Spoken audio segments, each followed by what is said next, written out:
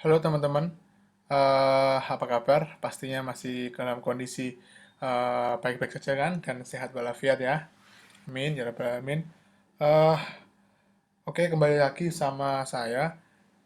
Dalam video kali ini kita akan membahas bagaimana memahami jenis-jenis kata kunci ya.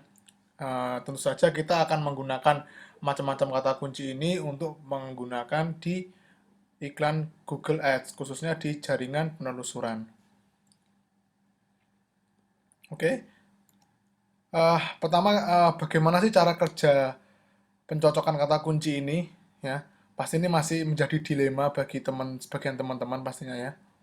Ah, oke, bila mana saya pakai luas atau broad match banyak traffic yang masuk, atau saya pencocokan sempit, traffic sedikit tapi lebih relevan.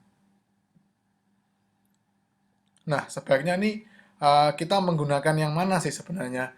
Pasti Padi masih bingung ya menggunakannya. Pertama kali kita harus pakai apa ya? Terus kemudian setelah itu kita pakai apa ya? Pasti itulah yang menjadi dilema bagi para pengiklan ya. Eh, untuk itu sebelum kita tahu best practice-nya seperti apa atau praktek terbaiknya seperti apa, kita lebih tahu dulu memahami eh, macam-macam jenis pencocokan kata kunci. Oke. Yang pertama adalah pencocokan luas. Oke, iklan dapat ditampilkan pada penelusuran yang menyertakan salah satu ejaan sinonim penelusuran terkait dengan atau dan variasi relevan lainnya.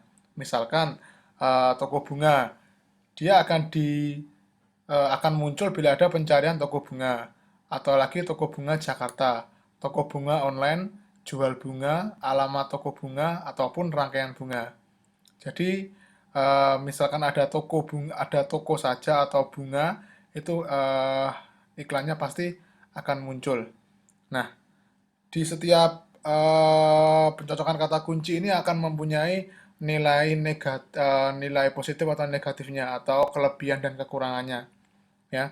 Pertama apa untuk yang broad match ini untuk pencocokan luas, ya, kelebihannya adalah in tayangannya akan tinggi atau impresinya akan tinggi. Kemudian tidak perlu banyak keyword karena kalau banyak keyword nanti ya pasti akan meluas dan tidak relevan dengan bisnis Anda ya. Kemudian bermanfaat untuk mencari query baru. Nah, misalkan mau mencari data kata-kata kunci yang bervariasi yang diketikkan oleh calon pelanggan Anda. Dengan data itulah Anda bisa membuat sebuah konten yang menarik ya. Kemudian kekurangannya lebih banyak kompetitor pastinya ya. Kemudian iklan kurang sesuai dengan query. Jadi misalkan seperti ini, misalkan saya jualan toko bunga, ada orang nyari rangkaian bunga pun dia akan ditayangkan seperti itu. Terus kemudian biayanya pasti akan lebih besar. Nah, kalau teman-teman menggunakan pencocokan luas ini, saran saya jangan lupa menggunakan negatif keyword. Nah, pastinya nanti di video yang akan disettingkan atau cara setting iklan pasti nanti akan diajarkan bagaimana cara menggunakan pencocokan luas dan menggunakan kata kunci negatif ya. Oke, yang kedua kita akan melanjutkan ke yang broad modifier. Oke, silahkan lanjut ke video selanjutnya ya. Terima kasih.